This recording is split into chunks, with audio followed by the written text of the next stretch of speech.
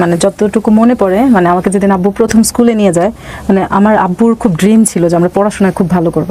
মানে স্কুলে নিয়ে যাওয়াটা আমার আব্বুর কাছে অনেক বেশি উৎসবের মতো ছিল। মানে আমার আব্বু আসলে এমন একটা মানুষ ছিল যার লেখাপড়া ছাড়া পুরো পৃথিবী মানে পুরো অন্ধকার, মানে শুধু খালি লেখাপড়ার দিকে ওনার ফোকাস। আর ওনার হচ্ছে কি, উনিও ওনার পারিবারিক কিছু দায়িত্ববোধ, উনি হচ্ছে ওনার ফ্যামিলির বড় ছেলে ছিল, ওই দায়িত্ববোধের কারণে আসলে নিজে যেভাবে লেখাপড়া করতে চেয়েছিল ওইভাবে মন খুলে পড়াশোনাটা অত করতে পারেনি, যতটুকু পেরেছে ওইভাবে সব রিসোর্স গুলো হাতের কাছে ছিল না।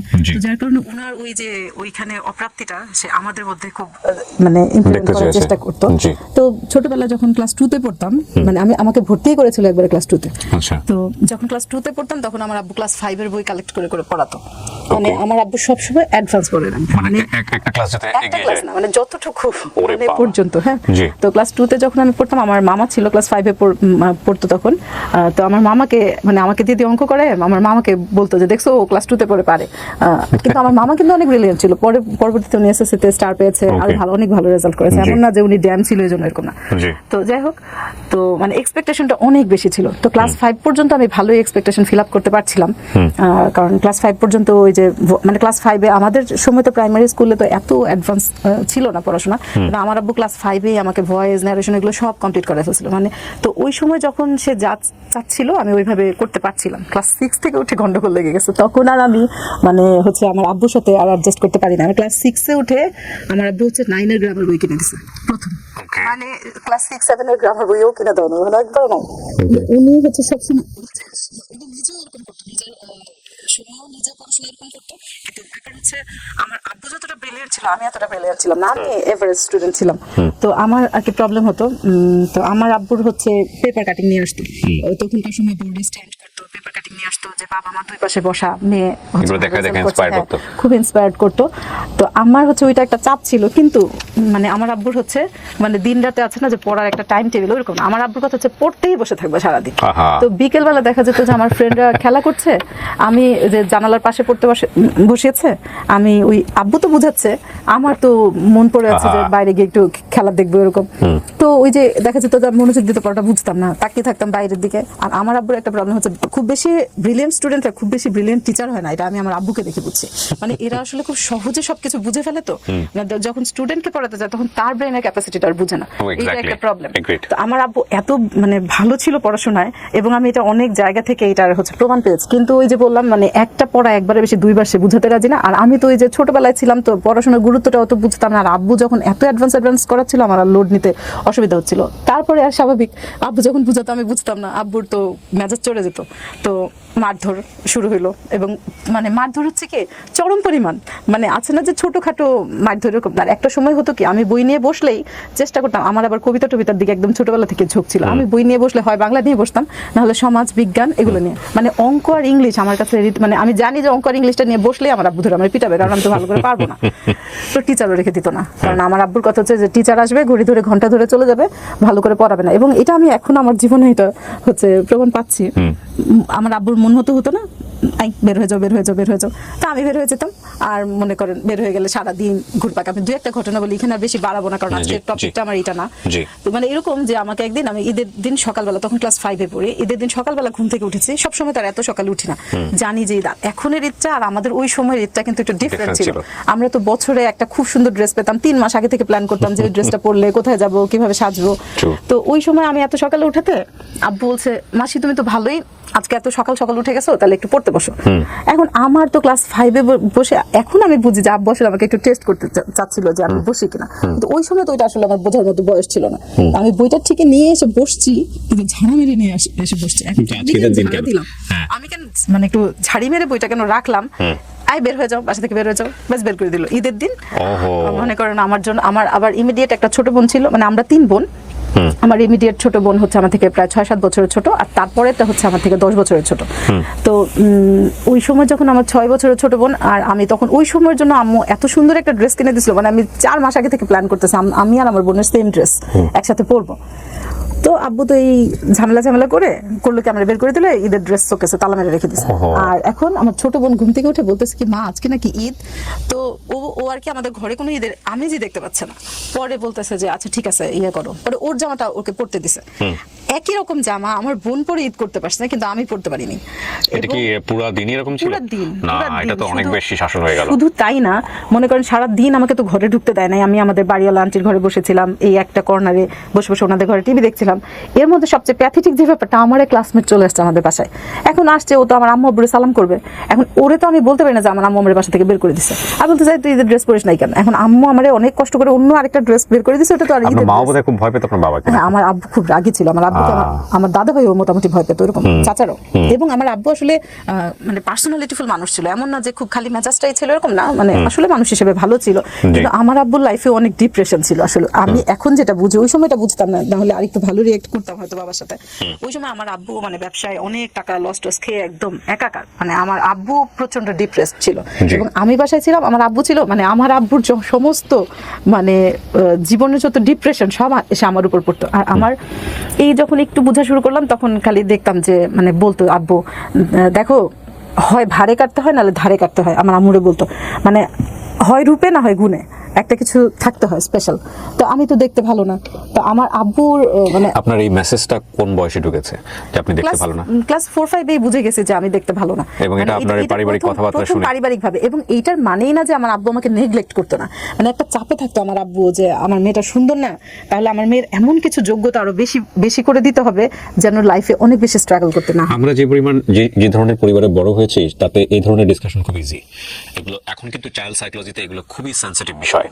বাচ্চার মানসিক অবস্থাতে এই ধরনের ডিসকাশন কত বড় ধরনের প্রভাব ফেলতে পারে, বিশেষ করে শিশু মানসিক বিশেষজ্ঞ যারা আছেন তাদের কথাবার্তা শুনলে আপনারা বুঝতে পারবেন। আমাদের সময় বাবা মায়ের এই যে ডিসকাশনগুলো, এগুলো মনে করতে এগুলো লাইফের একটা পার্ট, এগুলো কোনো ব্যাপারই না, এগুলো শুনেই তারা অভ্যস্ত, এই ম্যাচুরিটি নিয়ে তা বড় হবে। কিন্তু আজকালকার যুগের ছেলেমেয়েদের ক্ষেত্রে এগুলো ডিসকাশন ইজ ভেরি রেয়ার, এবং এটা করা উচিত না বলেই মনে করেন শিশু বিশেষজ্ঞরা। বিশেষ করে ওনার ক্লাস 4-5 যদি ওনার মাথায় ঢুকে যায় যে আমি দেখতে সুন্দর না, এবং এক ধরনের হীনমন্যতা তৈরি হওয়াটা খুব স্বাভাবিক ওই জায়গাটা থেকে। আমি জানি না ওনার ক্ষেত্রে কি হয়েছে বা উনি কিভাবে নিয়েছেন বিষয়গুলো। তারপরে কি হলো? না, প্রচন্ড হীনমন্যতা কাজ করতে। তবে মানে আমাদের 3 বোনের মধ্যে আমি সবচেয়ে দেখতে খারাপ, আমার বাকি বোনরা এত খারাপ না। আপনি কি বড় সবার? হ্যাঁ, আমি বড়।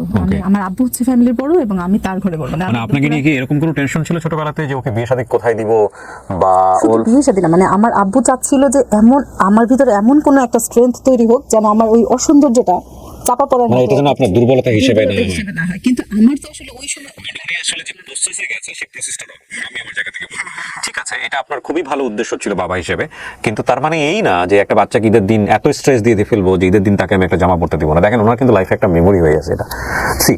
তারপরে এই যে ঘটনাটা বললাম, এটা সবচেয়ে লোয়েস্ট। অনেক বড় বড় কিছু হয়েছে, এর চাইতে যে আরো কত বিশাল বিশাল পানিশমেন্ট আমি পেয়েছি, ওইগুলো আসলে এখানে বললে আমার মনে হয় না বলাটা ভালো হিসেবে। মানে আমার বাবার প্রতি ভালোবাসা, অশ্রদ্ধা, এগুলো হচ্ছে পরের বিষয়। আমি একদিন মনে আছে আমাদের বাসা মিরপুর 2-এ স্টেডিয়ামের কাছে, আমি একদিন হাঁটতে হাঁটতে সত্যি মানে একদম বাসা থেকে সিদ্ধান্ত নিয়েই গেছি যে আমি আজকে দূরে কোথাও চলে যাবো, একদম বাসা থেকে প্ল্যান করেই গেছি যে আমি বাসা থেকে দূরে চলে যাবো কোথাও। তো হাঁটতে হাঁটতে এখন খুব হাসি পায় ভাবলে, আসলে খুব বেশি দূর যাইনি। আমাদের বাসার এখানে পাশে লাভ রোড আছে, ওই পর্যন্ত গেছিলাম। কিন্তু এখন লাভ রোডটা যেরকম একদম ঝকঝকে তকতকে ওরকম তখন ছিল না, একদম খুব ঝোপঝাড়, তারপরে রাস্তার মাঝখানে একদম বেড়ার কিছু ঘরটর। তো ওইখানে যাওয়ার পর আমার হঠাৎ করে পিছন দিকে তাকিয়ে দেখি যে আমি আর রাস্তা চিনি না। পরে আমি হাঁটতে হাঁটতে হাঁটতে হাঁটতে আবার ঘুরতে, মানে আমি আর আমার বাসায় ফেরত আসতে পারিনি, কিন্তু আমার একটা ফ্রেন্ডের বাসা পর্যন্ত আমি চিনতে পেরেছিলাম, গিয়েছিলাম। তো এছাড়াও আমার মানে মাঝে মাঝে মনে হতো সুইসাইড করে ফেলি, মানে ওই সময় যা হয় আর কি। কোন ক্লাসের প্ল্যান এগুলো? মানে 7-8। আমার আব্বুকে আমি আমার আব্বু কিন্তু খুব আদরও করতে, এমন আমি আজকে শুধু খালি খারাপ গল্পগুলো বলছি না, মানে যেদিন দেখতো যে আমি খুব ভালো করে পড়ছি, আমি সেদিন তার মন ভালো থাকতো।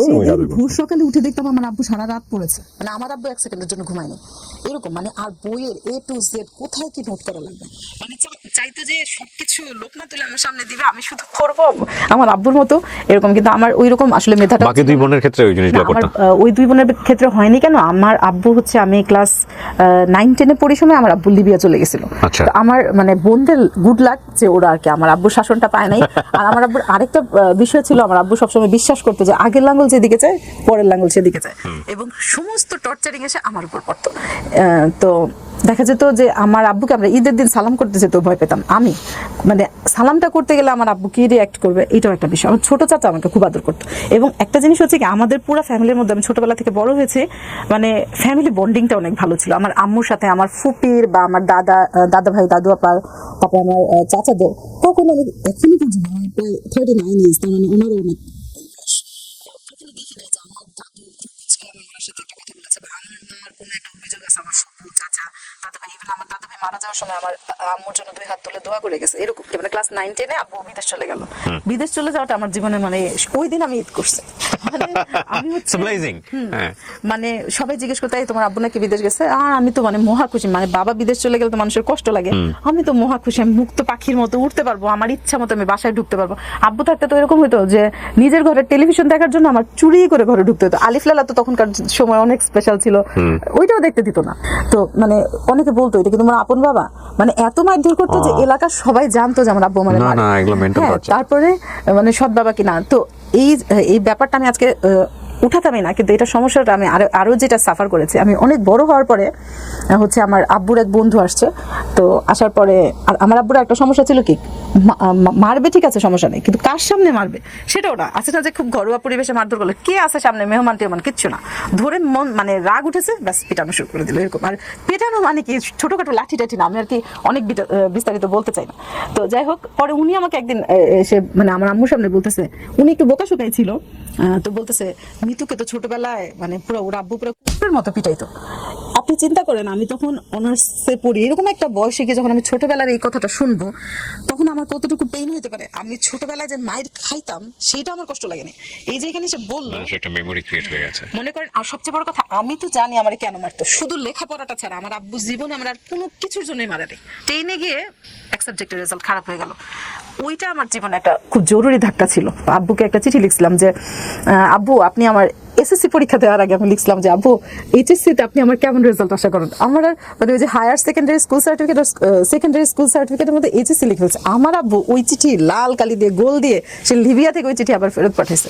মানে একটু মানে আমার আব্বু একটু অদ্ভুত টাইপের মানুষ ছিলেন। তো যাই হোক, এরপর থেকে আমার জীবনে আর এসএসসি এইচএসসি ভুল হয় নাই। তো ফুপি হচ্ছে মানে মাঝে মাঝে আমার মনে আছে সন্ধ্যাবেলা ছাদে গিয়ে শেখাতো যে দেখো আমরা দেখতে সুন্দর। আমার ফুপি মানে আমরা আমাদের পুরো ফ্যামিলিতে আমরা সবাই মোটামুটি কালো, কেউ এত একদম সুন্দর না, কেউ খুব একটা। তো আমি ফুপি শেখাতো যে দেখো আমরা দেখতে ভালো না, তো আমাদের যদি একবার কোনো কারণে মান সম্মান চলে যায়, হ্যাঁ কোনো একটা যদি একটা ব্যাড রেকর্ড হয়ে যায়, এটা কিন্তু আসলে রিমুভ করা যাবে না। অন্যরা হয়তো যদি যারা খুব সুন্দর এদেরটা হয়তো রিমুভ হয়ে যাবে, কিন্তু আমাদের যেহেতু একটু দুর্বলতা আছে, আমাদের কোনো একটা ব্যাড রেকর্ড হয়ে গেলে কিন্তু এটা আসলে রিমুভ করা যাবে না। আর আমার তো এই দিকে ডাইভার্ট হওয়ার কোনো সুযোগই নেই, কারণ আমারে আসলে এত আমি চোখে পড়ার মতো ছিলাম না দেখতে। আর আমারও আসলে ওই দিকে মানে এত বেশি আগ্রহ ছিল না, বলতে আমি দুর্বল ছিলাম দেখি আমার ওই দিকে আগ্রহ ছিল না আর কি। এমন না যে আমি খুব যোগ্য ছিলাম তারপর আগ্রহ ছিল না, এরকম না, আমার আসলে ওই অ্যাবিলিটি ছিল না। মানে উনি ওনার যোগ্যতা নিয়ে সচেতন ছিলেন, মূল কথা হচ্ছে এটা। উনি জানতেন, উনি মনে করেছেন যে আমি তো আসলে দেখতে ভালো না, আর এত বেশি কনস্ট্রেইন, এত বেশি মানে কনজারভেটিভ এনভায়রনমেন্টে বড় হয়েছি, সুতরাং আমার ওদিকে চিন্তা করার কোনো সুযোগই নাই। এটা আসলে ওনার অ্যাডোলেসেন্স বয়সে একটা ছেলেকে ভালো লাগার জায়গাটা উনি বোঝাচ্ছেন, আমি যদি ভুল না করে থাকি, রাইট? প্রেম প্রীতির যে জায়গাটা, জি। ওই সময় থেকে আমার এটা মনে হতো যে আমি একটা ভালো জব করব, রান্না বান্না কিছু আমি তো ঘর সংসার করবোই না, আমার রান্না বান্না তো শেখার দরকার নেই। মানে করবেন না কেন? মানে বিয়ে শাদী হবে না আপনার? আমার বিয়ে শাদী হবে না দেখে আমি ওই প্রতিযোগিতায় নামবই না। চিন্তা করেন ওনার পার্সোনালিটি কি পরিমাণ ডাউন করে দেওয়া হয়েছে, যে মানে উনি দেখতে এত অসুন্দর যে ওনার বিয়ে শাদী হবে না, এরকম একটা চিন্তা ওনার মাথায় হবে না। আর আমি হচ্ছে মানে নিজের ওই প্রেস্টিজটা ওখানে পাঞ্চার করতে যাবো না, করবো না, মানে ওই সেক্টরটাতে আমি আসলে নাম লেখাতেও চাই না, প্রতিযোগিতায় নামতেও চাই না। তো যাই হোক, এরপরে হচ্ছে কি মানে এর মধ্যে নতুন নতুন মোবাইল হচ্ছে হাতে আসা শুরু করলো, মানে অনার্স সেকেন্ডারির দিকে আমার ফোনে কথা বলতে খুব ভালো লাগতো।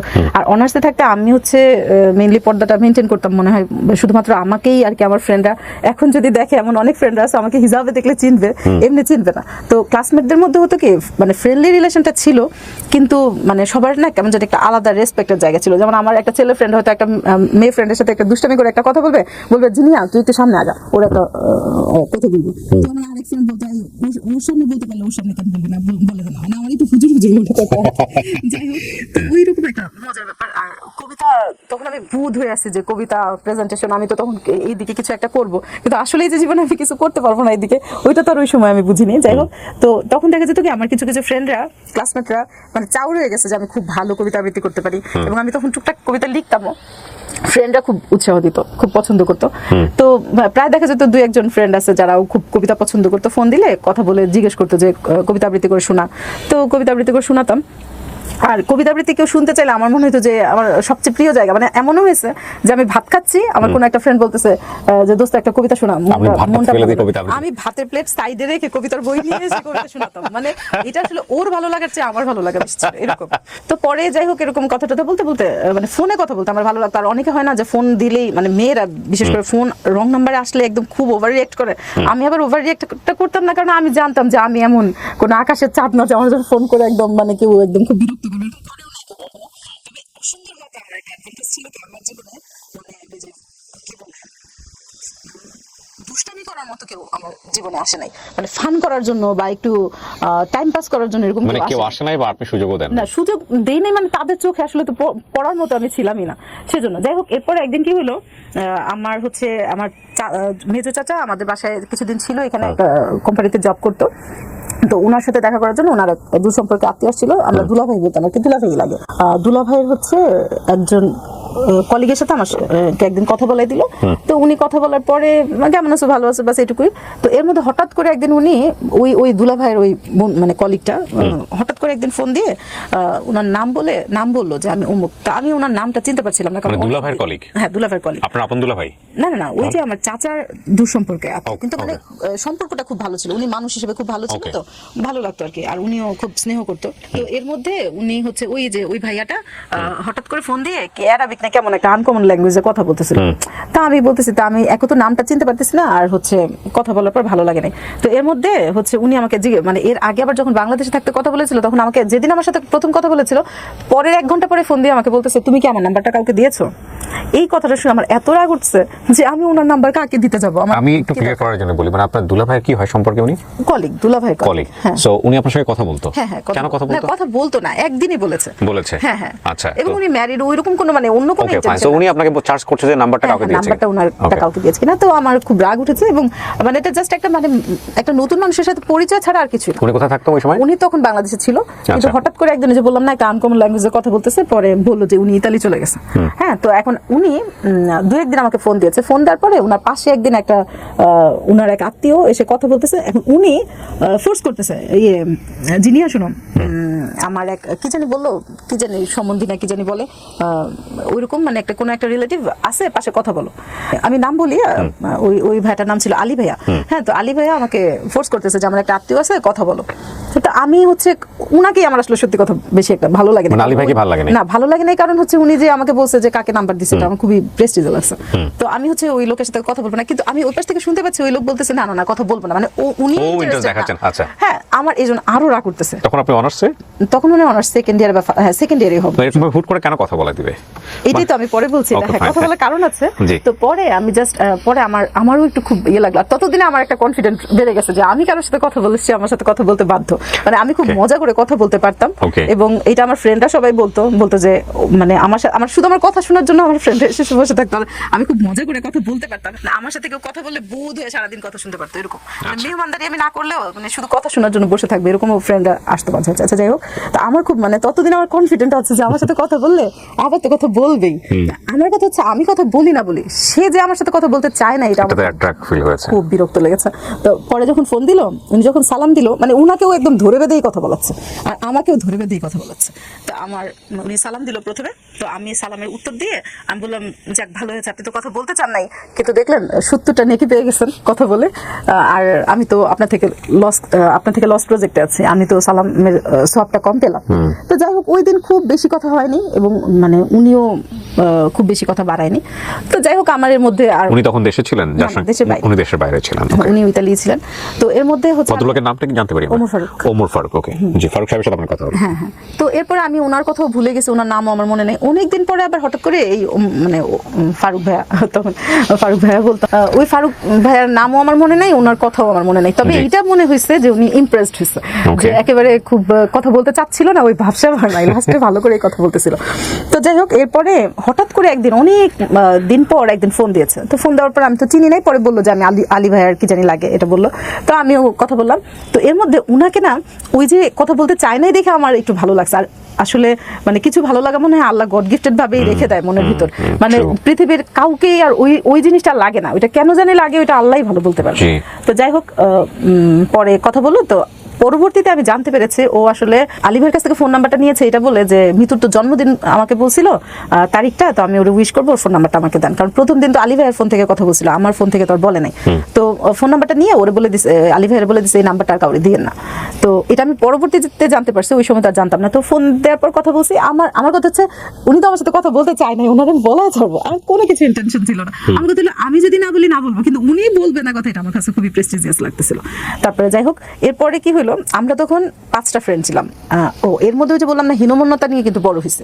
অনার্সে উঠে আমার একটা ফ্রেন্ড হলো, খুবই এক্সট্রোভার্ট, এবং ও দেখতে ভালো ছিল না, মানে আমাদের মতোই। এবং ওর সাথে মানে ও তখনকার সময় যতটা বোল্ড স্ট্রং, আমি ওই মেন্টালিটিতে আমি ছিলাম না। কিন্তু ওর কাছ থেকে আমি জীবনে অনেক কিছু শিখেছি, অনেক। মানে এই যে আমার হীনমন্যতাটা নিয়ে আমি নিজেই মজা করে শিখেছি ওর কাছ থেকে। এইটার আগে আমি মানে মানুষ আমাকে অসুন্দর বলার আগে আমি 10 বার বলে দিতাম, মানে অন্য কারো বলারই সুযোগ দিতাম না। সে কয়বার বলবে আমি তার আগেই বলে দিতাম, এরকম। আর এইটা আসলে তখন আর দুর্বলতা মনে হয় না, মনে হয়েছে যে যাক, মানে আমি তো আমাকে বানাই চাইলে সবকিছু নিয়ে এনজয় করা। হ্যাঁ, সবকিছু নিয়ে, মানে ওর অবদান আমার জীবনে আসলে সত্যি কথা। ও আমাকে হাতে ধরে শেখায়নি, কিন্তু আমি ওর কাছ থেকে অনেক কিছু শিখেছি। এবং আমার ছোটবেলা থেকে একটা জিনিস ছিল কি, আমার তো বড় ভাই বোন ছিল না, আমি চতুর্দিকে আশপাশ থেকে অনেক কিছু আমার ব্রেনে নেওয়ার চেষ্টা করতাম। তো যাই হোক, ওই সময় মানে দেখা যেত কি, ওই যে ফারুক ভাইয়ের সাথে কথা বলতাম, আর আমার ওই ফ্রেন্ডের নাম হচ্ছে বিথি। আমরা 5টা ফ্রেন্ড ছিলাম, একদম মানিকজোড়। ও যখন ফোন, মানে ফারুক ভাই যখন ফোন দিত, উনি যখন ফোন দিত, তখন আমার এই ফ্রেন্ড আবার খুব মানে মজা ছিল। আর ওর হচ্ছে বন্ধু বান্ধবটারে একদম সবাই তুই তো কারি, তুমি টুবি এরকম করে বলতো। তো মানে আমরা আবার মজা করতাম, আমি আমার ফ্রেন্ডের সাথে মজা করতাম, দেখ তুইও দেখতে সুন্দর না, আমিও সুন্দর না, তা আমাদের যারা বিয়ে করবে তাদের তো পুরোই লস প্রজেক্ট। আমাদের যদি কেউ বিয়ে করে পুরোই লস প্রজেক্ট, তাহলে তুই মনে কর তুই আর আমি এক ঘরেই যাবো, তাহলে হাফ হাফ মিলে এক হয়ে যাবো। মানে এগুলো কিন্তু মজা, এমন একটা ইনম্যাচুরিটি, আমরা মজা করতাম যে ঠিক আছে, তাহলে এক ঘরে গেলে হাফ হাফ পেলে এক হয়ে যাবে, যা হাজবেন্ডের আর লস হবে না।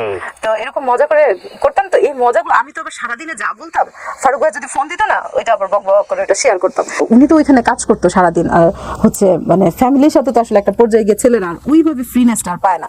তো আমাদের সাথে যখন কথা বলতো না, আমার মনে হয় উনি একটু ব্রিদিং স্পেস পাইতো, মজা পেতো আর কি। তখন কি জানেন আপনি ফারুক ভাই কে, কোথায় থাকেন, কি অবস্থা? না, আমি শুধু মানে আমি জানিও না, আমার জাস্ট ভালো লাগে কথা বলতে, এই জন্যই আমি বলি এটার কোনো ভবিষ্যৎ নাই। এবং এটা নিয়ে ওনার নিয়ে আমার আসলে অত বেশি মাথা ব্যথা নেই, কিন্তু মানে মনের অজান্তে কিছু একটা ফিল করতাম, যেটা আমি আর কারো বেলায় করি নাই আমার সারা জীবনে।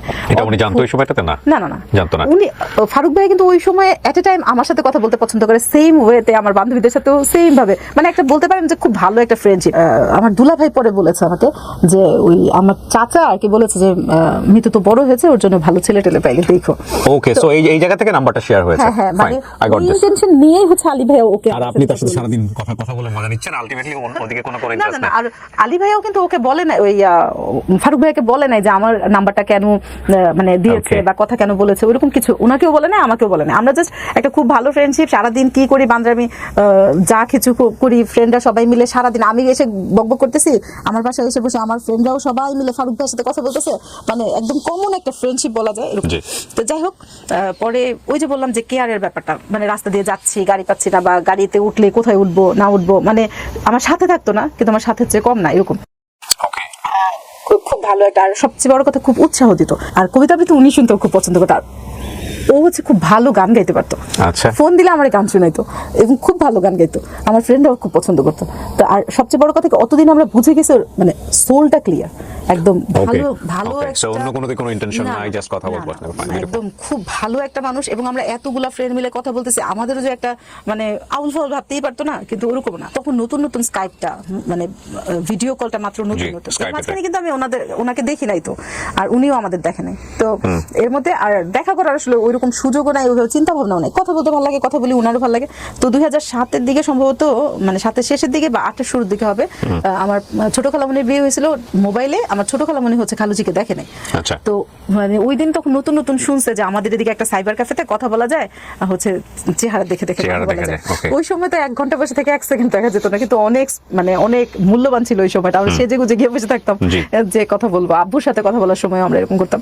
তো এর মধ্যে আমার ছোট খালামণি গেছে খালুজির সাথে কথা বলতে, আমি আর আমার মানে আমার ইমিডিয়েট যে ছোট বোনটা ও গেছে সাইবার ক্যাফেতে। তো এর মধ্যে ওই দিন আবার মানে কাকতালীয় ভাবে ফারুক ভাইয়ের হচ্ছে ছুটির দিন ছিল। তো ছুটির দিন ছিল দেখে ও তখন মানে ওই দিন সাইবার ক্যাফেতে যেত, এমনি রেগুলারই যেত। তো ওই দিন হঠাৎ করে আমি তো বললাম সারা রাস্তায় আসতেছে, আমি তো মানে কথা বলতেছি, কিন্তু এর মধ্যে আমার পেটে আর এমন কিছু নাই আমার জীবনে বাকি জীবনের সাথে শেয়ার করা হয় নাই।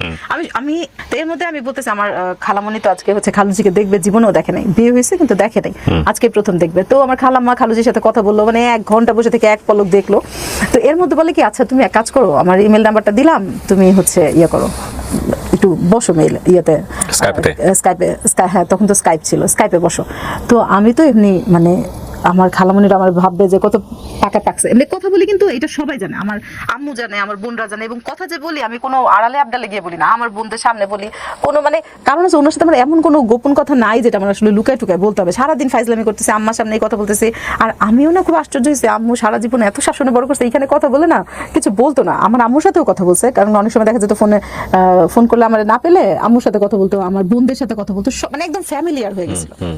আমি তো বসবো না, এখন তো আমি দেখতে সুন্দর না, এটা একটা হেজিটেশন আছে। আর হচ্ছে আমার খালামণি আমার ভাববে কত পাকা পাকছে। তো এই জন্য পরে আমি বলতেছি, খালামণি ফারুক ভাই বলতেছে স্কাইপে বসার জন্য, বসবো। তো বলতেছে আচ্ছা বসো। তো এখন বসছি, পরে আমি বলছি তাহলে আমি মেকআপ কিন্তু খুলতে পারবো না, এমনি বসবো, মৌসুমি আছে আমার পাশে, আমার ছোট বোন, দেখলে বসবো, সমস্যা নেই। আচ্ছা বসলাম। এখন বসার পরে বলতেছে আচ্ছা একটু মেকআপটা খুলো। আপনি তখন দেখছেন ফারুক ভাইকে? হ্যাঁ হ্যাঁ, ওই ফার্স্ট দেখলেন? হ্যাঁ ওই ফার্স্ট দেখলাম, বড় বড় চুল। তখন একটা মজার ব্যাপার ছিল, আচ্ছা ওটা একটু পরে বলি। বড় বড় চুল, ওরে দেখে আমার মেজো বোন, মানে আমার মেজো বোন অনেক সহজ সরল, হাসতে হাসতে মানে পাগল হয়ে যেতেছে, এরকম অবস্থা। তো ওই পাশ থেকে ফারুক ভাই খুব আনইজি ফিল করতেছে, মজাও পাচ্ছে, আনইজিও ফিল করতেছে।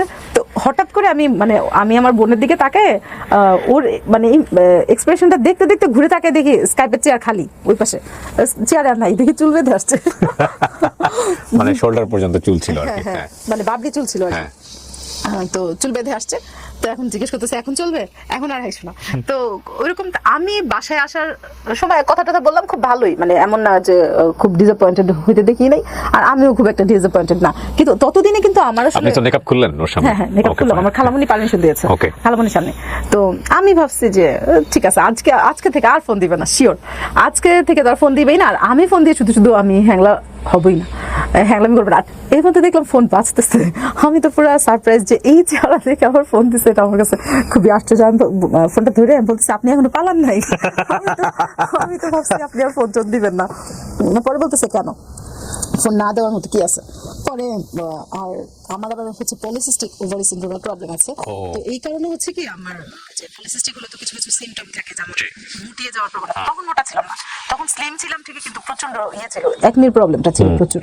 আর ইয়ে হলে মানে পলিসিস্টিক হলে আরো কিছু কিছু মানে সমস্যা হয়, যেমন ঘাড় কালো হয়ে যায়, মানুষ স্কিনে প্রচন্ড ব্রনের স্পট হয়, হলে যেতে চায় না, আর মোটা হওয়ার প্রবণতাটা বেশি থাকে। কিন্তু ওই সময় মোটা ছিলাম না।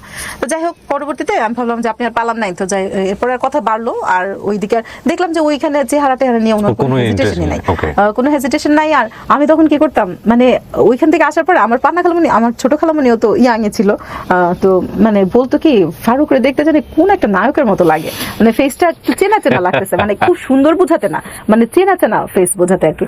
বলতেছে যে চেনা চেনা লাগতেছে। তো কার মতো কুনাল আছে না, ওই সময় কি জানি একটা সিনেমা, কালিউগ না কি জানি একটা সিনেমা ছিল, কুনালের মতো লাগতো। তো আমি করছে তখন আমাদের যে ভিসিডি ছিল মনে হয়, হ্যাঁ ভিসিডি ভিসিআর। তো ওইটা 90s এর কি আমি জানি না, এই যুগের ছেলে মেয়েরা এগুলা চিনবে কিনা। তো ওই সময় ওইটা দেখতেছিলাম, তো আমার ওই যে খালামণি ওটা বলছে আমার কাছে লাগতেছিল। তো আমি এর মধ্যে ওই গানটা ওইরকম মানে এমনি অন্যান্য গান শুনতেছিলাম, তার মাঝখানে ওইখানে একটা গানের একটা পোর্শনে আমার মানে অনেক বেশি সিমিলার লাগতেছিল। আমি করতাম কি, আমার ছোট বোনরা তো বাসায় ছিল, ওরা যেন বুঝতে না পারে, আমি করতাম কি ওই জায়গাটায় ফ্রিজ করে রেখে দিয়ে আমি দেখা যায় খাচ্ছি, অন্যান্য কাজ করতেছি, ওই চেহারাটা ওই জায়গাটাতে দেখতে খুব আমার মানে ভালো লাগতো, কিন্তু আমার বোনরা তো বুঝতে পারতো না যে আমি কি হয়েছে স্টোরি জানে আমাদের ফারুক ভাই? হ্যাঁ হ্যাঁ ওকে ফাইন। মানে আমি বললাম না, আমার জীবনের এমন কোনো দাড়ি কমা ফুল স্টপ ইভেন মানে আমার জন্মের পর থেকে এই ফিলিংস এর জায়গাটায় অন্য কোনো মানুষ আপনার এই ফারুকের ছাড়া অন্য কোনো মানুষ আর কখনোই আসেনি? না না না। ওকে কিন্তু ফাইন। 2008 বাংলাদেশে আসবে, তো বললো কি দেখা করবে, তো দেখা করবে বলাতে আমি আমার ফ্রেন্ডদের পরামর্শ নিলাম। আচ্ছা ও ততদিনে কিন্তু আমি আমার ফ্রেন্ডের সাথে ঘটকালি করতেছে, ওর সাথে ঘটকালি করতেছে, কিছুই নাই। তারপরে কেমন জানি উনারও দেখতাম যে আমারে ফোন দেয় নাই, এমন একটা দিনও হতো না, আর আমারও কেন জানি কথা বলি না এরকম একটা দিনও হতো না। আর আমি সারা দিনে সব মজার মজার কথাগুলো জমায় রাখতাম। বাংলাদেশ আসবে, আমি তো বিশাল সমারোহে রেডি হচ্ছি, 2008 বাংলাদেশ আসবে, আমার ফ্রেন্ডদের বলছি। তো টুকটাক কেনাকাটা করলাম যে দেখা করতে যাবো, আমি একদিনই দেখা করবো। আমি আচ্ছা ঠিক আছে একদিন দেখা করবো, আমি কিন্তু জীবনে একা যাইতে পারবো না। তাহলে আমরা 5 ফ্রেন্ড যেদিকে যাবো, আমরা 5 ফ্রেন্ড, কোনো মানে 5 ফ্রেন্ড ছাড়া আমরা কোথাও যাই না। আর এটাও তো ততদিনে ওনারও জানা আছে। বুঝতে আচ্ছা ঠিক আছে তোমরা 5 ফ্রেন্ড আসলে আমার সমস্যা কি, এসো। আমাদের বাসা হচ্ছে মিরপুর 2-এ স্টেডিয়ামের 1 নম্বর গেটের এই পাশে। আর বললাম যে তখন ওই আমি তো রাস্তাঘাট খুব একটা চিনি না, আমার ফ্রেন্ড বিথির সাথে কন্ট্যাক্ট করে যে কোথায় আসবো টাসবো। তো তখন আমরা 5 ফ্রেন্ড মিলে পুরো ফুল রেডি হয়ে গেলাম। মানে ফায়ার সার্ভিস আমার একটা ফ্রেন্ডের বাসা ছিল, ওরা আব্বু এখানে জব করতো, তো ওই আমরা ফায়ার সার্ভিসে বসে অপেক্ষা করতেছিলাম, তো এসে হাজির হলো। ততদিনে কিন্তু আমি শুধু দেখছি 2007-এ, আমার ফ্রেন্ডরা কিন্তু কেউ দেখে নাই। হ্যাঁ, একটা মজার ব্যাপার হলো আমি যখন ফায়ার সার্ভিস থেকে আমি আর আমার ফ্রেন্ড বিথি হচ্ছে সামনে 2 জন হাঁটছি, আর পিছনে আমার বাকি 3 জন ফ্রেন্ড। এর মধ্যে আমার ফ্রেন্ড বিথি মানে ওই ফারুক ভাই হচ্ছে ফায়ার সার্ভিসের সামনে দাঁড়ায় ছিল, জানেও না যে কি ড্রেস পরে আসবে, কি গেট আপে আসবে, কি আসবে বিষয় কিছুই জানে না। আমার ফ্রেন্ড দেখেই চিনে ফেলছে যে এটা ফারুক ভাইয়া। মানে আমরা এত কথা বলতাম, আমাদের কারো সম্পর্কে কিছু বাকি নাই, ও না দেখেই চিনে ফেলছে। এখন আমার এমনি তো আমার আবার মুখটা অনেক চালাক, মুখে প্রচন্ড বক বক বক বক করতে পারি, এমনি আদার্স অ্যাক্টিভিটিতে খুবই স্লো।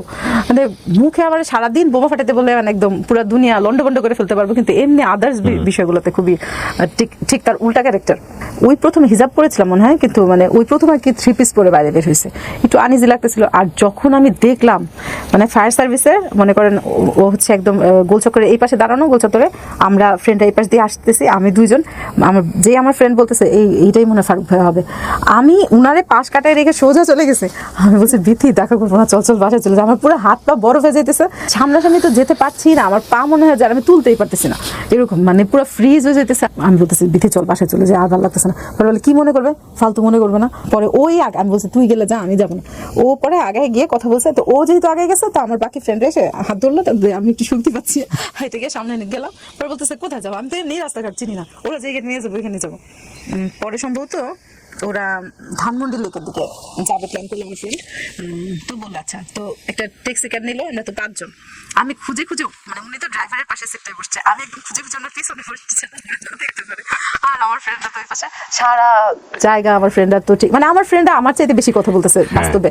আর আমি হচ্ছে কেমন আছেন সালামটা দিয়েছিলাম, সালাম দিয়ে কেমন আছেন জিজ্ঞেস করার পর আমার মুখ দিয়ে যে আমি কি বলবো এটাও বুঝতেছি না, আর কোনো কথা খুঁজেও পাচ্ছি না। তো যাই হোক পরে ধানমন্ডি লেকে গেলাম। তো যাই হোক আমরা বসেছিলাম, ওই দিন একটা মজার ব্যাপার হচ্ছে আমরা 5 জন বসছি, ও একা বাদাম ছিলে দিচ্ছিল আর কি, চীনা বাদাম কিনে ছিলে দিচ্ছিল, আমরা 5 জন খেয়ে শেষ করতে পারতেছিলাম না। ওর বাদাম মানে এত ফাস্ট বাদাম ছিলে দিচ্ছিল, আমরা 5 জন খেয়ে শেষ করতে পারতেছিলাম না। আর একটা জিনিস ওই দিনই আমার খুব ভালো লেগেছিল, যে রাস্তা পার হওয়ার সময় মানে এত মানে খুব রেসপন্সিবল একটা মানুষ যেভাবে একদম খুব দেখে দেখে রাস্তা পার করে দেয়। ইভেন শুধু একটা মজার ব্যাপার হচ্ছে যে শুধু আমাকেই যে পার করে দিছে এরকম না, আমার সবগুলো ফ্রেন্ডকে। তো এই জিনিসটা আমার জন্য আমার জীবনে প্রথম অভিজ্ঞতা, কারণ আমি আগে দেখতাম আমার ফ্রেন্ডরা কাউকে পছন্দ করে, অ্যাফেয়ার আছে, দেখা গেছে স্বাভাবিকভাবে তার বয়ফ্রেন্ড তো তারই কেয়ার করবে, আমারই তো আর কেয়ার করার তাদের কোনো এত দায় নেই। তো সবসময় দেখতাম যে আমি পিছনে পড়ে থাকি, আমি এরকম। ওই জীবনে খুবই ওই দিনই প্রথম জীবনে খুব স্পেশাল ফিল হইলো, মনে হলো যে মানে আমাকেও খুব বেশি টেক কেয়ার করার মতো একজনকে। কিন্তু এরকম না যে ওই দিন শুধু আমাকেই রাস্তাটা পার করে দিচ্ছে এরকম না, বাট ওইটা আমার জন্য নতুন অভিজ্ঞতা, ভালো লাগলো। তো যাই হোক ওই দিন পরে চলে আসলাম, তারপরে তো কথা বলতেছি এটা সেটা, বাসায় আসার পর আবার বক কিন্তু ওইখানে কথা বলতে পারি নাই। পরে যাই হোক পরে আবার কয়েকদিন পরে বলতেছে দেখা করবা। এখন আমি 2 দিন পর আমার বান্ধবীদের করতে গেছে বলে সবাই তো কোনো না কোনো কাজে ব্যস্ত। ওই দিন ওকে আমি বলি না আমি কি জামা পরে যাবো, কিন্তু ও না কাকতালীয় ভাবে আমি যে ড্রেসটা পরে বের হয়েছে ওই ড্রেসটাই পরে বের হয়েছে। ওই দিন হচ্ছে একটা শাহবাগে গিয়ে শাহবাগের মোড়ে সিএনজিটা একটু থেমেছে, একটা ফুলওয়ালা মেয়ে আসছে, তো তখন আর কি বলতেছে যে ফুল কিনেন ভাবির জন্য কিনেন। তো বলতেছে এখানে কেউ তো তোমার ভাবি না, এরা 2 জন আমার শালি। ওই মেয়েটা কেন জানি না রাগ করে আমার চেয়ে তো আমার ফ্রেন্ড যে বিথি ও তো আমার চেয়ে একটু ভালো দেখতে, ও কেন জানি ওইটা না বলে বলতেছে কি কে বলছে, মানে ও খুব রাগ হয়ে গিয়ে বলতেছে কে বলছে দুইটা আপনার শালি, এইটা আপনার বউ এটা আপনার শালি। আর মানে স্বাভাবিকভাবে একটা কেমন একটা মানে বিব্রতকর অবস্থা। সিচুয়েশন, হ্যাঁ। মানে বিথিকে বলছে বউ, আপনাকে বলছে শালি। আমাকেই বলছে বউ, ও আপনাকে বউ বলছে, ওকে শালি বলছে। ওকে বলছে শালি। এইটাও আমি মানে খুব আমার কাছে অদ্ভুত লাগে, আর খুব রাগ হয়ে বলতেছিল। এবং আমরা তিনজনে খুবই একটু মানে অকওয়ার্ড সিচুয়েশন ফেস করছে। তখন উনি বডি বিল্ডার টাইপের ছিল আর কি, মানে আমি ঠিক যতটুকুই সাদামাটা মানে ঠিক উল্টোটা। মানে খুবই জিম টিম করতো। আমার চুল টুল বড়, তো তা ঢাকা ইউনিভার্সিটির ওদিকের একটা রাস্তা দিয়ে আমরা কোনো একটা দরকারে যাচ্ছিলাম, মানে ফারুক ভাই আমাদের থেকে একটু আগে হাঁটতেছিল, আর ও তখন উনি হচ্ছে হুডি পরে আসছিল, 23 লেখা একটা গেঞ্জি, স্লিভলেস মানে হাতা কাটা, স্যান্ডো গেঞ্জি না, স্যান্ডো গেঞ্জি না, হুডি মানে হচ্ছে হলো মানে স্লিভলেস হুডি। হ্যাঁ স্লিভলেস হুডি, আর প্যান্টটাও হচ্ছে গুড, মানে চোখে পড়ার মতো, মানে কি আমি বলি আপনি সবকিছু একদম ছবির মতো মনে রেখেছে, বিউটিফুল। হ্যাঁ, পরে হচ্ছে কি ওই কত সালের গল্প এটা? এটা 2008-এর, অনেক আগে, 2008-এর, 16 বছর আগে। আমি আর বিথি হচ্ছে পিছনে পিছনে হাঁটছি, আর ওই দিন খুব অনেক বেশি মানুষজন ছিল, কি কারণে জানি না। টিএসসি তে যখন আমরা হেঁটে যাচ্ছিলাম, তখন পাশ থেকে ওই আশপাশের লোকেরা তো জানতো না যে আমরা একসাথে।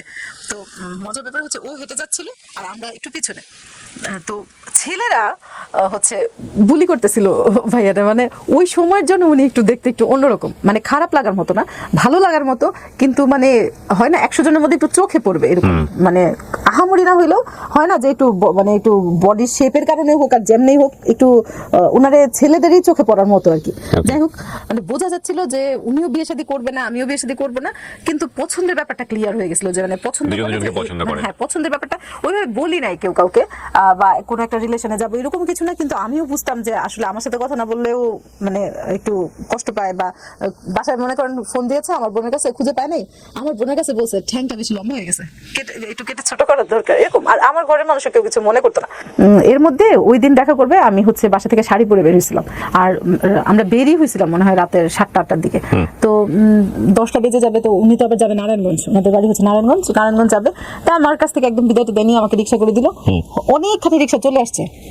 এরপরে হঠাৎ করে পিছন থেকে এর মধ্যে মনে বাংলাদেশ থেকে চলে যাওয়ারও টাইম হয়ে গেছে এরকম টাইপের, মানে 2-1 দিনের মধ্যে চলে যাবে এরকম, তো হঠাৎ করে পিছন থেকে রিক্সাটা ডাকলো, রিক্সা ডেকে থামিয়ে আবার আমার সাথে সেই মিরপুর 10 পর্যন্ত এসেছে। ওর কিন্তু উল্টা হয়ে যাচ্ছে অনেকখানি রাস্তা, রাতও হয়ে গেছে অনেক, তো মানে খুব অবাক লাগলো, আসলো তো পুরোটা রাস্তা আসলো, তো আমি বলতেছিলাম যে আচ্ছা ঠিক আছে, তো ইনশাল্লাহ, ও খালি এইটা বলতেছিল যে আমি যখন আবার ফেরত আসবো 3 দিনের মধ্যে তোমার সাথে দেখা করবো, আবার যদি আসি তখন 3 দিনের মধ্যে দেখা করবো। আমি না আমি কই থাকি, মাটির উপরেই থাকি না নিচেই থাকি, তার কোনো ঠিক আছে, আপনি 3 দিনের মধ্যে এত গ্যারান্টি দেন কিভাবে? তো যাই হোক এরকম কথা টথা বললাম, চলে গেল। চলে যাওয়ার পর 2009-এর দিকে সম্ভবত আমার বাসায় একটা মানে পারিবারিকভাবে একটা প্রপোজালের মতো আসছিল ওনার পক্ষ থেকে, না ওনার পক্ষ থেকে না, অন্য কোথাও থেকে একটা বিয়ে আসছে, ওনার সাথে তো আমার কোনো কমিটমেন্টের জায়গা ছিল না। তা আমি ফারুক ভাইয়ের কথা ওই ভাইয়াকে বলছি যে আমি এরকম আমার একটা ভাইয়ার সাথে কথা বলি, এরকম বলি, খুব মজার ভাইয়াটা, আপনার সাথে পরিচয় করে দেবো। ওই ভাইয়ার কোনো প্রবলেম নাই, কথা বলবে। তো ওই ভাইয়াটা মানে যে ভাইয়াটা আপনার বিয়ের প্রস্তাব নিয়ে প্রপোজাল, হ্যাঁ। তো আর ওই ভাইয়াকে যখন ওর কথা বলছি খুবই সহজভাবে অ্যাকসেপ্ট করে নিছে, সমস্যা নেই, কথা বলবে। আর তখন তো কনফারেন্স করা যেত, মানে এখনো যাই হোক তখন আর কি কনফারেন্স করে কথা বলতাম। তো ওই সময় হচ্ছে আমি যখনই কনফারেন্স করতে যেতাম ওই ভাইয়াটার কোনো রিয়াকশন থাকতো না, কিন্তু ও কেন জানি রেগে মেগে ফোন রেখে দিত, ফারুক, হ্যাঁ রেগে টেগে ফোন রেখে দিত, মানে এত রাগ করতো যেটা আমার কাছে খুবই অদ্ভুত লাগতো। আমি ভাবতাম যে রাগ করলে তো ওই লোকের করার দরকার, ওনার তো রাগ করার বিষয় নেই, কিন্তু খুবই রাগ করতো, রাগ করে রেখে দিত। এর পরবর্তীতে ফোন দিত ঠিকই, কিন্তু মুড অফ করে কথা বলতো এরকম। যাই হোক, ও এর মধ্যে হয়েছে কি 2008-এ নাকি ও যখন বাংলাদেশে আসছিল তখন ওকে খাটের মাঝখানে বসে ওদের ফ্যামিলির সবাই গোল করে নিয়ে ধরে ওরে খুব বিয়ে শাদী যেন করে, এটার জন্য খুব প্রেশার দিচ্ছিল। হচ্ছে বিয়ে করবে না কোনো রকম মানে ইয়ে করে চলে গেছে, অনেক বুঝাইছে যে আমার ফ্যামিলির অনেক রেসপন্সিবিলিটি আছে। তখন হলো ওর উপরে ফুল ফ্যামিলি ডিপেন্ডেন্ট, একদম ফুল। তো বলতেছে এত রেসপন্সিবিলিটি আসলে কোনো মেয়ে এসে আমার এইভাবে তো আসলে মানে সঙ্গ দিবে না, তা আমি এখন আরেকজনের আনলে আমার এখন খাপ ছাড়া হয়ে যাবে আমার দায়িত্ব পালন করার ব্যাপারটা, এটা বলে টলে ও চলে গেছে। এখন 2009-এর দিকে সম্ভবত একদিন আমাকে বলতেছে যে আমার তো ভাইয়ের সাথে কথা বলছি এরকম তো তোমাদের বাসায় পাঠাবো। তো এর মাঝখানে আমারই কিছু বলে নাই জীবনে কোনোদিন যে পছন্দ করে বা কাউরে কিছু বলবে, কিন্তু আমাকে জীবনে প্রথমেই বলছে যে আমার ভাইয়ের সাথে শেয়ার করছে তোমার ব্যাপারটা, আর হচ্ছে তোমাদের বাসায় পাঠাবো। তো এর মধ্যে আমি যেহেতু আর উনি ওইভাবে বলে নাই, আমি আর এটা বেশি করে শুনতে চাই না, নিজের একটা প্রেস্টিজের ব্যাপার আছে না। ফোর্থ যে ভাইটা ওকে, আর হচ্ছে ফার্স্ট যে ভাই ওদের দুজনকে পাঠাইছে আমাদের বাসায়, পাশের ঘর থেকে রেডি হচ্ছে, ও আমার ফোন দিয়ে বলে দিতেছে যে টিপ পরো না, টিপ পরলে পছন্দ করবে না, এই কালারে পরো না, ওই কালারে পরো না। আমি মানে আপনার বাসায় লোক পাঠাচ্ছে, উনি আপনাকে বিয়ের প্রস্তাব দেওয়ার জন্য, আপনি জানতেন আগে থেকে? না, ওই যে 2009 বললো আর কি। Okay, fine. এবং এর মাঝখানে কোনো অ্যাফেয়ারের কোনো বিষয় নাই, কিন্তু আমিও অ্যাটাচমেন্ট ফিল করতাম, ও অ্যাটাচমেন্ট ফিল করতো। Okay, হ্যাঁ, তো বলে দিচ্ছে, হ্যাঁ। প্রপোজাল পাঠানোর জন্যই পাঠিয়েছে। তো এখন আমি তো এই দুইজনের সাথে কিন্তু আমি কথা বলেছি ফোনে, জি। এবং ওই যে ফোর্থ যে ভাইটা, ওর সাথে আমার খুবই ভালো সম্পর্ক, মানে কথা বলছি ফ্রিলি, আর ওরাও ভালোই রেসপন্স। এর মধ্যে এখন আমি পাশের ঘর থেকে রেডি হচ্ছে, রেডি হয়ে এখন আমাকে যখন দেখবে, আমার নানু আছে বাসায়, আমার মারা, আমি যে ড্রয়িং রুমে যাব, আমি এত মানে মিলিটারি টাইপের করে কথা বলি। এখন আমি তো মানে যখন ওনাদের সামনে যাব, পুরো রেডি হয়ে বসে আছে। এখন দরজার সামনে গিয়ে আমি আর পাওয়ার সামনে যেতে পারতেছি না। এখন পাশের ঘর থেকে ওর বড় ভাই বলতেছে, কথা বললে তো মনে হয় যে মিলিটারি ফেল, এখন এই রুমেই আসতে পারে না। তো আসলে আমি দেখতেছি মানে প্রায় 10-15 মিনিট ধরে দাঁড়ায় আছে, আমার নানু আমাকে ধাক্কাচ্ছে, আমার পাই সরে না। আমি পরে আর যেতেই পারি না, এরা পরে ভিতরে করে এসে আমি পরে ভিতরের রুমে পরে বসে আছে, থাক তোমাদের আসতে হবে না, আমি আসতেছি। পরে ওর ভাইয়ারাই আসলো, একসাথে খাওয়া দাওয়া করলাম, মানে প্রথমে খাবার টেবিলেই বসলাম, আর ওই ড্রয়িং রুমে আর যে ফর্মাল দেখা সাক্ষাৎ ওইটা আর হইলোই না। এবং ওইখানে বসে থেকে আমার, যাই হোক, এর মধ্যে আমাকে তো দেখে গেল, ছবি টবি নিয়ে দেখাইছে, বা ছবি টবি বাসায় দেখানোতে প্রথমে তো আর এত একদম ফার্স্ট আমার কানে মানে আমার ওর যে 3 নাম্বার যে ফোর্থ যে ভাইটা, ও ফোন করে বলতেছে যে বাসা থেকে তো রাজি হয় নাই, কি করবো। তা আমি বলছি, আচ্ছা এটা কোনো ব্যাপার না, আমি প্রস্তুত আছি, আমি এটার জন্য মানে আমার কোনো মন খারাপ নেই। পরে বলতেছে না, আরে না, আমি ওর কথা শুনেই বুঝছি যে পরবর্তীতে পজিটিভ কিছু বলবে। এনগেজমেন্টের দিন সবাই আসলো, তো ওকে দেখে আমাদের ঘরে সবাই মহা খুশি, মানে ওকে দেখে সবাই খুবই ইমপ্রেসড। খেতে যখন বসবে, তখন আমি মানে ওর আম্মুকে যখন খাবার দিচ্ছে, তখন আমি বলতেছিলাম, ওর আম্মু তো হচ্ছে দুধ দিয়ে ভাত খায়, এমনি তরকারি তো খেতে পারে না। আমার ওর হচ্ছে বোন পুরো অবাক হয়ে গেছে, তুমি কিভাবে জানলা? মানে আমি আসলে ব্যাপার হচ্ছে কি, শুধু মানে ওর সাথেই অ্যাটাচ ছিলাম না, ফ্যামিলির সাথেও অ্যাটাচ ছিলাম। মানে ওর সাথে যেমন ওর ব্যাপারে যেমন ইন্টারেস্টেড ছিলাম, ওর ফ্যামিলির ব্যাপারে খুব ইন্টারেস্টেড ছিলাম। তো যাই হোক, এখন তো বিয়ে শাদী হয়ে গেল। বিয়ে হলো কত তারিখে? 26 সেপ্টেম্বর 2010। 2010 26 সেপ্টেম্বর বিয়ে। Happily married. হ্যাপিলি ম্যারিড মানে অদ্ভুত। আমার বিয়ের ঘটনাটা, মানে মানুষ তো বিয়ের দিন কাঁদে, আমার কাছে মনে হইতেছিল যে আমি পুরো পৃথিবীটা হাতের মুঠে পেয়ে গেছি। মানে আমার অখুশি হওয়ার তো কোনো বিষয় না, আমি জোর করেও কাঁদতে পারি নাই। এবং এইটার জন্য আমার আম্মুকে আমার আব্বু প্রায় খোঁটা দিত, তোমার মেয়ে তো হাসতে হাসতে বিয়ে বসে চলে গেছে, তার কোনো দুঃখ নাই, কান্না নাই, কোনো কষ্ট নাই। এত খুশি ছিলাম আমি, এত খুশি ছিলাম, মানে বলার মতো না। আর ওরা হচ্ছে পুরো বাস দিয়ে আসছিল লোকজন, যেহেতু নারায়ণগঞ্জ থেকে এত দূর থেকে আসছিল, আর হচ্ছে আমাদের বিয়ের গাড়িটা। তো প্রথমে আমার ওর যে ফোর্থ যে ভাইটা, ও বলতেছিল যে গয়নাগাটি পরে এদিক দিয়ে গেলে, ওইখানে তো রাস্তা অনেক তখন একটু ইয়ে ছিল, রিস্কে ছিল না, বলছে না বিয়ের কি আমি 100 সারা সবসময় বসবো নাকি, এখানে গাড়ি দিয়ে যাব। তো আমি প্রথমে গাড়িতে বসেছিলাম, ও ছিল, আর তারপর আমার ওই ফোর্থ দেবরটা ছিল, আর সামনে অপরিচিত একজন। সারাটা গাড়ি আমি এত কথা বলছি, আমার মনে হয় না পুরো পৃথিবীতে কোনো বউ এত কথা বলে। আর ইভেন কথা বলার ব্যাপারটা কি, আমি আসলে এত খুশি ছিলাম, ওই খুশিটাই রিফ্লেক্ট করতেছিল। এবং মানে আমি যে একটা নতুন পরিবেশে যাবো, এখানে অ্যাডজাস্ট করতে পারবো কিনা, আমার জীবনে যে কি আসতেছে সামনে, কি পরীক্ষা, ওইগুলো নিয়ে আমার কোনো মাথা ব্যথাই নেই। মানে আমি আমার এইরকম একটা মানুষকে আমি পৃথিবী মানে আমার জীবনে সত্যি পাইছি। এবং বিয়েটা হয়েছে যে আমি টেরই পাইনি। আমি এর আগে আমি খুব বেশি বিয়ে অনুষ্ঠানে অ্যাটেন্ড করি নাই, আমার বিয়েটাই মনে হয় আমার জীবনে আমি প্রথম খাইছি বলা যায়। কারণ এর আগে যত বিয়ে হয়েছে, আমি বিয়ে পড়ানোটা দেখি নাই, আমার যে বিয়ে হয়ে গেছে আমি টেরই পাই না, আমি বিয়ের। আর সবচেয়ে বড় কথা, আমি ভাবতাম যে এটা ওর ফ্যামিলি, আমি যদি ওর ফ্যামিলিরে ভালোবাসি, তাহলে ওর মনটা আমি খুব সহজে জয় করতে পারবো, কারণ বিগ লার্নিং, ওর মনটা জয় করতে পারবো। আমার ওই, আর আমিও মনে মনে ভাবতাম যে আমারও যদি একটা খুব সুন্দর একটা ভাই থাকতো, আর যদি ভাইয়ের বউটা আমার পছন্দ মতো না হয়তো, আমারও হয়তো কিছুটা ইয়ে থাকতো। তো জয় করার দায়িত্বটা আমার, মানে এরা আমাকে ভালোবাসবে, একদম ডালা নিয়ে বসে থাকবে আমার ভালোবাসার জন্য, এটা তো হবে না, আমার গিয়ে জয় করতে হবে, এরকম মানে মাইন্ডসেট নিয়েই আমি হচ্ছে গিয়েছি। আমি হচ্ছে বসে আছি, ওরা হচ্ছে বউ ভাতের আয়োজন করতেছে, আমার বোন পাশে বসা। বড় ননাস হচ্ছে ওই যে গাইলছিয়া বলে না, ওই গ্রামে গুড়ি কুটেছে, তো ওইটা দিয়ে গুড়ি করতেছে। ওর নাকি চিতই পিঠাটা অনেক প্রিয় ছিল, তো বলতেছে ওনার নাকি হাতে ব্যথা, তো বলতেছে যে তুমি কি গুড়ি করতে পারো? আমি বলছি না, আমি সারা জীবন ঢাকা থেকে বড় হয়েছে, আমার তো আসলে গাইলছিয়া যে দেখছি এটাই আমার জন্য ভালো, কারণ আমি অনেক গ্রামে গিয়েছি মাঝখানে।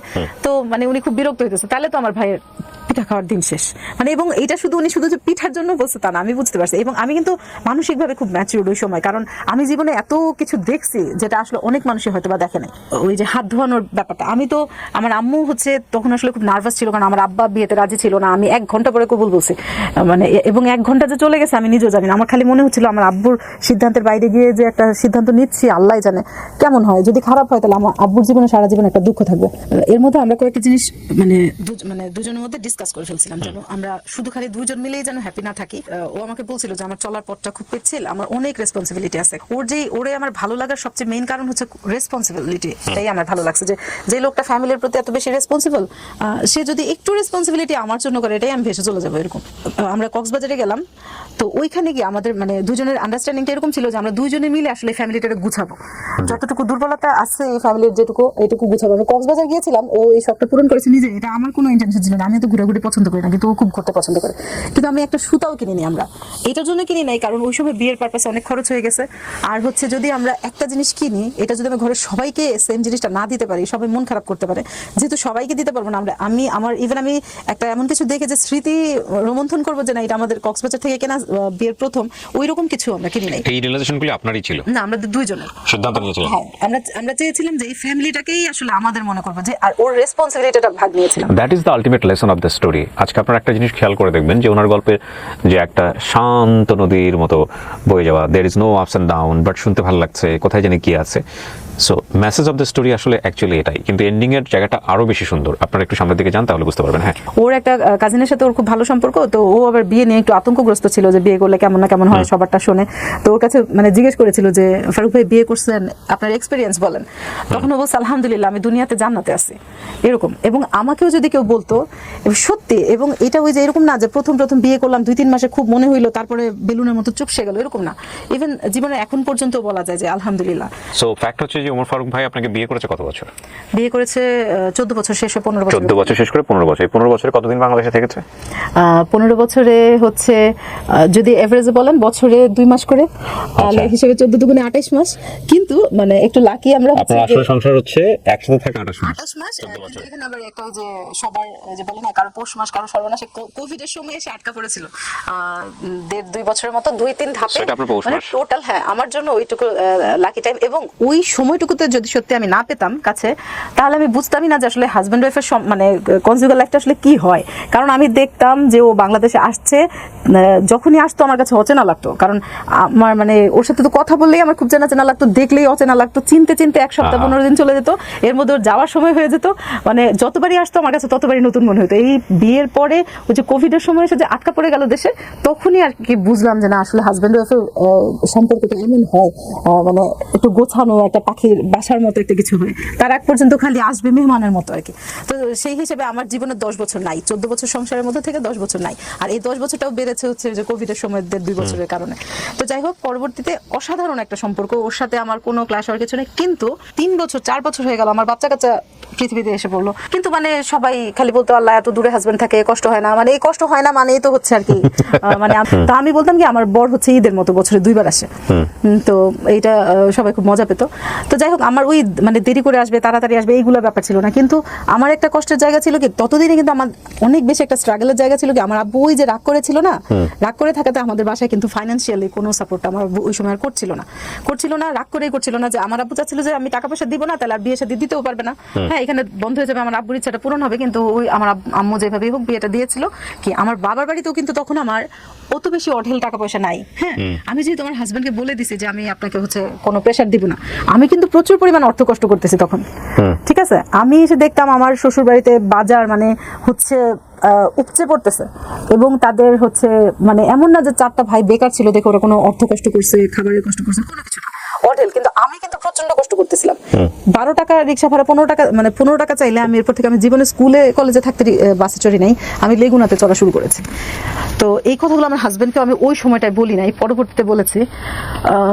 তো আমার এই দিকের কষ্টটা আমি হাজবেন্ডকে বলতে পারতাম না, কারণ ভাববে যে বাবার বাড়িতে আছে, আবার তাহলে আমার বাবা মা ছোট হবে।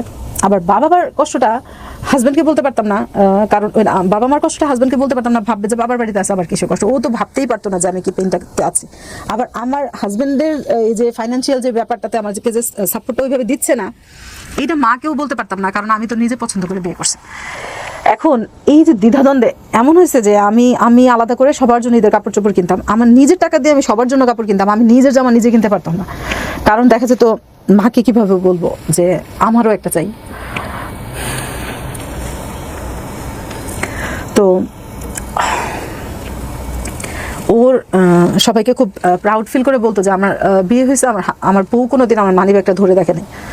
আমি আসলে আরেকটা জিনিস কি, আমার মানে হাজবেন্ডের জিনিস যে আসলে খুব বেশি অধিকারে পাইতে হয়, চাইতে হয়, এই জিনিসটা আমি আসলে হয়তো বা শিখিই নাই, আর ওই জায়গাটাতে আমি যাইই নাই কখনো। কিন্তু আমি তখন প্রচণ্ড পরিমাণ কষ্টও করছি ফাইন্যান্সিয়ালি, হাজব্যান্ডকে বুঝাইতে পারতেছি না যে একটু তাড়াতাড়ি গুছান, আর তো সম্ভব না, কারণ আমি হচ্ছে পুরো 12 বছর আমার মায়ের সাথে ছিলাম, 2টা বাচ্চা নিয়ে, এবং লাস্টের 3rd বেবিটাও আমার মায়ের সাথে একই ঘরে। মানে আমার মা, আমরা 3 বোন, আমার মা, আমার আব্বু যেহেতু দেশে বাইরে থাকতো, আমার মা, আমার 2 বোন, ওদের জন্য এই ফ্ল্যাটটা সাফিসিয়েন্ট। নিজেদের সম্পর্কের বাইরে আপনি প্রায়োরিটি যদি, গোল যদি ঠিক করতে না পারেন, সব এলোমেলো হয়ে যাবে, আপনার এত ভালোবাসাও থাকবে না। আমরা শেষকালে আসলে ওই যে মাঝখানে যে লাস্টের অসুস্থতাটা, পুরো পৃথিবী মনে হচ্ছিল যে হাসছিল, আর আমি আর আমার হাজব্যান্ড মনে হচ্ছিল যে পুরো পৃথিবী থেকে বিচ্ছিন্ন। এবং এত ইভেন আমরা জানেন লাস্ট মুহূর্তে আমরা এটা সিদ্ধান্ত নিয়েছিলাম যে ও যদি জীবনে সুস্থ না হয়, আমরা সবাই মিলে একসাথে ওষুধকে মানে কোনো একটা কিছু খেয়ে সুইসাইড করবো। আপনার হাজবেন্ডের কি হয়েছিল? ওর সায়াটিকার প্রবলেম মনে হয়েছিল, এবং ওটা খুব মারাত্মক ছিল। ও ডান পাশ থেকে বাম পাশে মুভ করতে পারতো না। ওর বাথরুমে হচ্ছে বিছানা থেকে চেয়ারে উঠলে বাথরুমে ঠেলে নিয়ে বসাই দিয়ে আসতে হতো, উঠাই নিয়ে আসতে হতো। ওই সময় আমার বাচ্চার বয়স 6 মাস, এবং ওই সময় আমি জীবনের রূঢ়তাকারে বলে দেখছি, আপনি জীবনে যার জন্য পৃথিবীর সব কিছু স্যাক্রিফাইস করবেন, এরা আপনার সামনে কীভাবে পোল্টি নিয়ে ফেলবে, এরা এদের জীবন নিয়ে এত বিজি হয়ে যাবে, আপনার এরা মানুষ মনে করবে না। আমি আমার জীবনের সবচাইতে বাজে লার্নিংটা এই আমার হাজব্যান্ডের অসুস্থতার সময়। সো এখানে দেখেন, এখানে একটা বিশাল ব্যাপার আছে। একটা হচ্ছে যে গুরুত্ব অবশ্যই দেওয়া উচিত, কিন্তু গুরুত্বের জায়গাটা আপনাকে নিশ্চিত হতে হবে যে আমি গুরুত্ব কাকে দিচ্ছি, কতটুকু দিচ্ছি, সেটা যেন নিজের প্রতি ইনজাস্টিস না করা হয়। সেটাও একটা ফ্যাক্ট, অফকোর্স ফ্যাক্ট। আমি কয়েকটা শর্টকাট প্রশ্ন করি আপনাকে, এবং ছোট ছোট করে উত্তর দিলে আমার মনে হয় গল্পের একটা মেসেজ আমরা ক্লিয়ারলি বলতে পারবো দর্শকদেরকে। আপনি যে বিয়ে করার আগে তাকে জানতেন যে সে বাংলাদেশে ভাবেই আপনাকে সময় দিবে, এবং সময় দেওয়া নিয়ে ওর সাথে আমার কখনো কোনো না, কিন্তু একজন বিদেশিকে বিয়ে করার, বিদেশি প্রবাসীকে বিয়ে করার পরে তো আলটিমেটলি আমরা জানি বিভিন্ন রকমের নিউজ পাই চতুর্দিকে আমরা। না, ওইরকম আমার ইন্টেনশন। আমি প্রশ্নটা কমপ্লিট করি, সেটা আমার দর্শকদের সুবিধা হবে। সেটা হচ্ছে যে আমরা দেখি যে প্রবাসীর বউ ভেগে গেছে, প্রবাসী বউ অন্য কোথাও চলে ইচ্ছে করে আমাকে বিয়ে করছে জন্য ভেগে যেতে না পারে। না সেটা না, বলে আপনি ভালো, মানে এই ডিসিশনটা ঠিক নিয়েছেন যে আপনি জানেন আমার ফেলে রাখলেও যাওয়ার জায়গা নেই। এইটা মানে মজা করে বলি, কিন্তু আসলে হয়তো বা বাট আপনি হ্যাপিলি তো থাকছেন, অপশন তো আপনি পেলে চলে যেতেন, ব্যাপারটা কিরকম না? আমার যদি আমার মনে হয় যে আল্লাহ না করুন, মানে আমি এই চ্যালেঞ্জটা আল্লাহকে একসেপ্ট, মানে আল্লাহকে দিচ্ছি না, কিন্তু ওর জীবনে যা কিছুই হোক, আমি শেষ জীবন পর্যন্ত ওর সাথেই থাকার মতো মন মানসিকতা এখনো রাখি। আমার অনেক কষ্ট হয়েছে ওর প্রতি, আমার অনেক অভিযোগ। আমি সেটাই বলছিলাম যে আমরা একটা ফুল একটা অপোজিট একটা গল্প আজকে এখানে উপস্থাপন করেছি, যে ভদ্রলোক আজকে এখানে যার গল্পটা আসার কথা ছিল, তার ওয়াইফের গল্প এসছে। এবং এই যে দেখুন, ধরেন আপনার ওনার 14 বছরের সংসারের জীবনে উনি মাত্র 2 বছর ওনাকে ঠিক মতো কাছে পেয়েছে, এবং সেটা জেনে শুনেই ওনাকে আপনি বিয়ে করেছেন। হয়তো ইতালিতে চলে যাবেন একসময়, এরকম চিন্তা ভাবনা ছিল আপনার মধ্যে? না, ইতালিতে যাওয়ার মতো হলে তো আর আগে যাওয়া যেত। এবং উনি গিয়ে প্রথম দিন থেকে ওনার টার্গেট ছিল যে ওনার পরিবারটাকে কিভাবে হ্যাপি করা যায়, কারণ পরিবারকে হ্যাপি করলে ওনাকে হ্যাপি করা যাবে। কতটুকু পেরেছি, কতটুকু পারেনি, এই চেষ্টাটুকুই তোমার সফল। আর জীবন গল্পের আসলে আপনি উপস্থাপন করতে পারবেন। আমি বরং এই জায়গাটাই ফোকাস করতে চাই আজকের এই গল্পে। সেটা হলো যে হ্যাঁ, পাওয়া আছে, না পাওয়া আছে, সংসার জীবনে ত্যাগ আছে, তিতিক্ষা আছে, কিন্তু এই যে মিউচুয়াল রেসপেক্টটুকু, মানে উনি ওয়াইফ হিসেবে ওনার হাজব্যান্ডের প্রতি, এবং পারিবারিক দায়িত্ববোধের জায়গাটা থেকে যে চিন্তাটা করা যে ওনার সাথেই আমার পুরো জীবনটা কাটবে, এবং বছরের পর অপেক্ষা করে একজন প্রবাসীর বউয়ের কি থট হয় প্রবাসীর হাজব্যান্ডের প্রতি, কিভাবে সম্পর্ক হয়, সেটার কিছুটা হলেও আমরা আজকের গল্পে ধারণা পেয়েছি। আপনি গল্পটা কেন বললেন আমাদের এই সোশ্যাল মিডিয়াতে? আসলে আমার চাইতে ভালো আরো অনেক মানুষ থাকে, ওইটা বিষয় না। আমি আমার ফ্রেন্ডদের সাথে যারা খুব ক্লোজ তাদের বলি যে আল্লাহ আমাকে একটা জান্নাত দিছে, কিন্তু চাবিটা আমার কাছে নাই। আমি এত সুখ শুধু অতিরিক্ত স্যাক্রিফাইস করতে গিয়ে নষ্ট করে ফেলছি। আমি কতটা ভালো থাকতে পারতাম যদি আমি এতটা স্যাক্রিফাইস না করে আরেকটু স্যাক্রিফাইসের জায়গাগুলো কমায় রাখতে পারতাম। স্যাক্রিফাইস করার নেশা আমার হাজব্যান্ড আর আমার এমনভাবে পেয়ে বসছিল, এখন আমার অর্থের জন্য কোনো কষ্ট নাই। আমার হাজব্যান্ডের টাকা নাই, 26 বছর রোজগার করার পর আমার বাচ্চারা স্কুলে কষ্ট করে রিক্সায় একসাথে 3 জন বসে যায়। আমার বাচ্চাদের আমি আমার পছন্দ মতো কিছু দিতে পারি না। স্কুলে আমার হচ্ছে 100 প্রতি বছর স্যারদের কাছে রিকোয়েস্ট করতে হয়, স্যার প্লিজ বেতনটা একটু স্যাক্রিফাইস করেন। সবাইকে ভালো রাখতে গিয়ে আমি আর আমার বাচ্চারা ভেসে গেছে।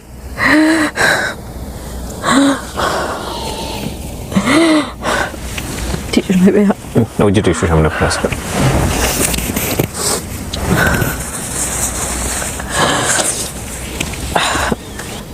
নিজেদের জীবনে আসলে এত ঝড় আসতে দেওয়া উচিত না। নিজেদের জীবনে অন্তত এই হাজব্যান্ড ওয়াইফের সম্পর্কটাকে একটু পাশে রেখে অন্য জায়গাগুলোকে একটু সেকেন্ড প্রায়োরিটিতে রাখা উচিত। আমি বলছি না যে দায়িত্ব পালনের জায়গা না, কিন্তু আপনি জীবনে কাকে প্রায়োরিটি দিবেন এটা অনেক ইম্পর্টেন্ট। একটা সময় গিয়ে দেখবেন আপনি যাদের জন্য স্যাক্রিফাইস করতেছেন তারা নাকের ডগায় ভালো তো থাকবেই, আপনাকে তারা মানুষের মূল্যায়ন করবে না, কিন্তু আপনি কিন্তু ভেসে যাবেন। জীবনের জায়গাটা ঠিক করতে হয়। এত ভালোবাসার পরেও ভালো থাকা যায় না কখন, যদি আপনি আপনার গোলটা ঠিক করতে না পারেন। আমরা খুব প্রেসাইজলি বললাম, শেষের 1 ঘন্টার জায়গাটা আমি খুব ছোট্ট করে এনেছি এবং সেটা আসলে অফ এর টক অনেক বেশি হয়েছে। আমার কাছে মনে হয়েছে যে আমরা যদি ওই জায়গাটা বড় করি তাহলে স্টোরিটা আসলে যে মেসেজটা ক্যারি করতে চাই সেটা হবে না।